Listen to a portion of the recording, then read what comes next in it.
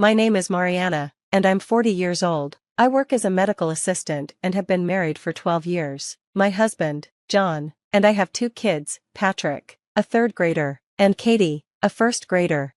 John and I met at my hospital, where he would come to make sales. I was the one who handled his orders. At first, we just had small chats, but when we realized we had mutual friends, we got along really well. After having dinner together a few times, we started dating, and 3 years later, we got married. John is smart, a great communicator, and very charming. He always says that sales is his true calling. Honestly, I didn't think he was my type at first, but after talking to him, I fell in love.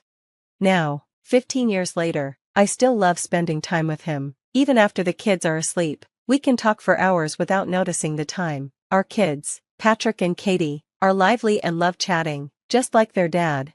We're a typical family, and John helps a lot with household chores. He even enjoys cooking dinner. Tonight, he's making steak, something we're all excited about. John wasn't always a good cook. When we first met, he couldn't cook at all, but over the years, he's improved so much that it amazes me.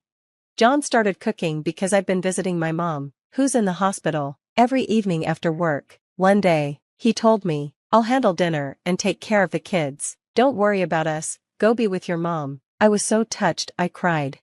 Now, I do as much as I can in the mornings, like making breakfast and doing chores. Before heading to work, John takes care of everything in the evenings, dinner, the kids, and helping with their homework.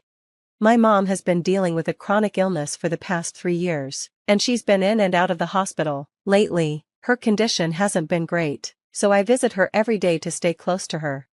I lost my dad in an accident when I was little, so it was just me and my mom growing up. She worked in the same medical office as me and was very smart. She also earned extra income through stock investments and even bought a large apartment for us. Thanks to her hard work, I was able to attend private schools and grow up without financial worries. Whenever she's discharged from the hospital, I beg her to come live with us, but she always says, "I'm fine, Mariana, you worry too much." She's still independent, but I can't help but check on her daily. During the day, my Aunt Michelle helps out. She's single and runs a small restaurant. Aunt Michelle has been like a second mother to me. She cared for me when I was little and gave me a place to cool off when I fought with my mom as a teenager. Aunt Michelle's food is amazing, and her restaurant has had loyal customers since I was a kid. Even now, my family loves eating there. One night, after visiting my mom, I came home late. To my surprise, my mother-in-law was still at our house, relaxing with the kids in the living room. "Mariana, welcome back. Were you visiting your mom at the hospital again? You must be tired after such a long day," said Rachel, my mother-in-law. Her house is only a 5-minute drive from ours. Rachel isn't mean to me, but she can be very stubborn. When she makes a decision, she insists on doing things her way. Usually, when Rachel comes to our house, it's because she wants money. My father-in-law, Craig, still works hard, but Rachel has been asking us for $500 every month to cover her living expenses. Recently, though, she's been coming over more often to ask for extra money, saying she's struggling. Today, she said she came to visit the kids, but I suspected she actually needed money. Once the kids were asleep, Rachel told me, "I'm short on money again this month. Can you give me a little more?"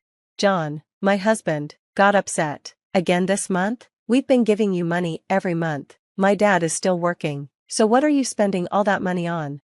Rachel didn't back down. "Don't be angry," she said. "I'm getting older, and I have hospital bills. You want me to stop going to the hospital? Your dad's salary is going down because of the recession." This argument happens every time, but Rachel always makes an excuse and won't leave until we give her the money. I calmed John down and gave Rachel $200 I had in my wallet. After she took the money, John went to take a bath, so I walked Rachel to the door. "Thank you, Mariana, you're always so helpful," Rachel said. Then she asked, "By the way, how is your mom?" It was the first time Rachel had asked me about my mom, and I wondered why, since she rarely visited her. Still, I replied, "Well, she's still the same. The doctors say she'll be in the hospital for a while." I answered her question, but then Rachel said something that shocked me. "Well, what will happen to your inheritance?" she asked, without any hesitation. I was surprised and replied, "What inheritance? What do you mean?" Rachel explained, "I was just wondering if you've talked to your mom about this. Your mom has a sister, right? It's good to talk about it now, before it's too late. After your mom passes, you wouldn't want problems with your aunt over the inheritance, would you? Her words made me angry, so I answered, "Don't worry, my aunt and I won't have any problems like that." A few weeks later, John came home in a panic after taking the kids to his parents' house for a holiday. "Mariana, my mother bought a mansion near your work," he said. "Near my work? A mansion?" I was shocked. "Yes, it's still under construction," John replied. "Since we lived in the countryside, this mansion stood out. We had often wondered who could afford to live there." "Where did she get that kind of money?" I asked in surprise. "I don't know," I asked her, but she wouldn't answer. "Maybe she's using my dad's retirement money," John said. "Wait a minute, if Rachel is buying a mansion, does that mean we don't need to give her any more money for living expenses?" I asked. "Exactly, if she can afford a mansion, then she should be able to handle her living expenses too," John said, frustrated. We were angry because we had been giving Rachel money, thinking she needed it, but now it seemed like she had plenty of money for a mansion.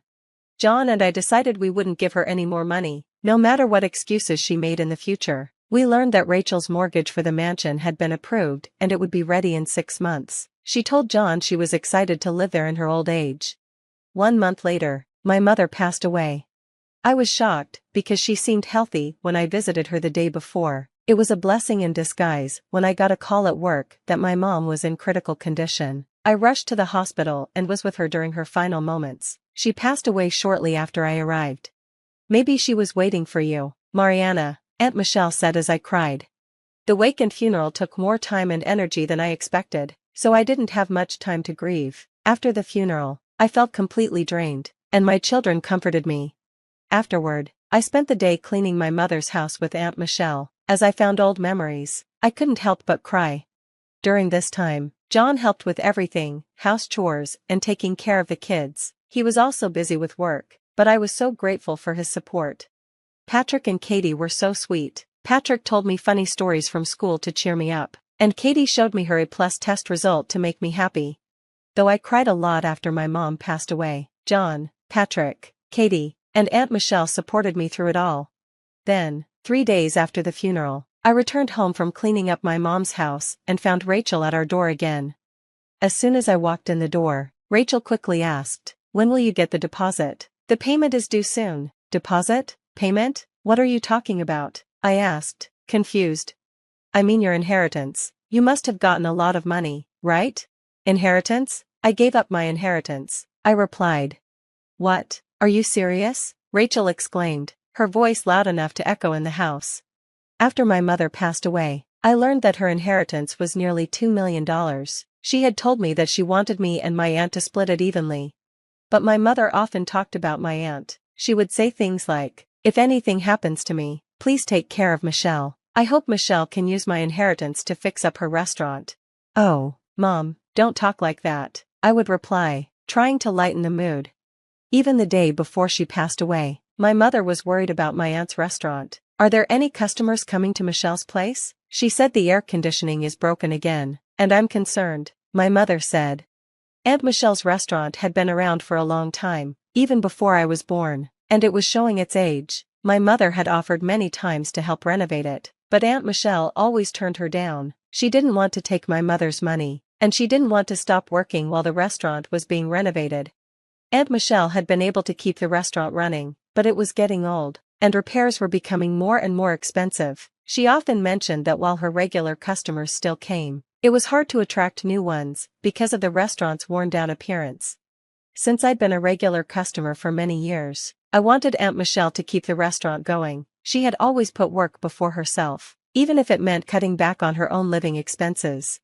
She lived on the second floor of the restaurant and lived very frugally. I worried about her every time I visited. The cost of ingredients had gone up, but Aunt Michelle never raised her prices for the customers.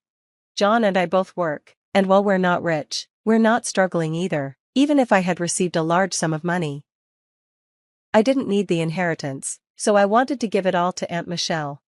At first, Aunt Michelle refused, but when I told her that my mother had been worried about her even the day before she passed away, she agreed to accept it. I talked to John about it, and he was supportive of my decision. We had both enjoyed going to Aunt Michelle's restaurant since we were dating. and we always wished she had more customers.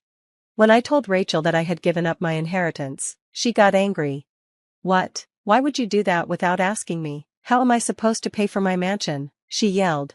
Your mansion? I thought you already paid for it, John asked, confused. Rachel replied firmly, the down payment is due in a week. I've been waiting for your inheritance to come through. I was furious when I heard Rachel say she had been counting on my mother's inheritance to buy the mansion. What did you just say? Don't insult my mother. Even if we did get the inheritance, why should I use it to pay for your mansion? I shouted. I had never spoken so firmly to Rachel before, and I was so angry that I started crying. Of course, you should pay for my mansion. You were so desperate for your mother's inheritance that you spent all your time with her, leaving your own family behind, didn't you? Rachel retorted. That's a terrible thing to say. I never thought that. My mother never wanted this. Please leave, I said, upset. I had only been worried about my mother, and I never discussed inheritance with her. All I wanted was for my mother to live as long as possible. Rachel's request for money had nothing to do with my mother's legacy. Mom, that's just rude, John shouted. Mariana didn't think like that at all. What did you do for Mariana's mother? You hardly visited her. I'm really disappointed in you. Please leave. We won't be giving you any more money. After John said this firmly, Rachel responded angrily. You two are horrible children. I'm leaving. And with that, Rachel left our home. Afterward, John apologized to me. I'm sorry about my mother. I didn't know she was thinking like this. Don't worry about her, he said. Later, John told me that because of Rachel's age, she had agreed to a shorter mortgage term and a higher down payment. From that day on, Rachel contacted John every day, trying to get money from him, but he refused to give her any. Since Rachel kept asking for money, John decided to talk to his father, Jeff, about it. Jeff and Rachel came over to apologize. Jeff didn't know what was going on. He knew Rachel and he were buying the mansion, but he thought they would pay for it with their savings. He had no idea that John and I had been giving Rachel money for living expenses, or that Rachel had been asking for even more. I was surprised when Jeff told me that Rachel had said she would help with the housework while I was visiting my mother in the hospital, but she never did. Jeff explained that he had left money under Rachel's care, but it turned out she hadn't saved nearly as much as he thought. When Jeff asked Rachel about it, she admitted she had made some bad investments and lost a lot of money. Jeff apologized to both John and me. Mariana, I'm sorry for my wife's behavior. She made a terrible mistake. We will take care of the mansion's payment, so please don't worry about it. We will also make sure she pays back the money you've given her, even if it takes time. Rachel, apologize to them too, Jeff said. Rachel apologized quietly, unlike before. I understand. If you've apologized, it's fine, I said, feeling relieved to see my mother-in-law acting more humble. In the end, Rachel couldn't afford the down payment for the mansion. She tried to get a loan, but it was denied. Since Rachel had already planned to move out and didn't have a place to stay, she and Jeff decided to move into a smaller apartment with lower rent. Rachel, who had never worked before, started working part-time to pay us back. I took my family to Aunt Michelle's restaurant for dinner. Aunt Michelle told us that there was land available nearby, and she planned to build a new restaurant there. I won't renovate my old place, but I'll build a new restaurant so my regular customers can keep coming, she said happily. She let us try some of the new dishes she was planning to serve at the new restaurant. Afterward, Aunt Michelle decided to move into the house where my mother used to live. The new restaurant will be ready in a year, and we can't wait. Thank you so much. If anything happens to you, I'll be here for you. You can always count on me, Aunt Michelle said seriously. Her cooking is always delicious, just like when I was a child. Katie and Patrick both love it, and they are very happy.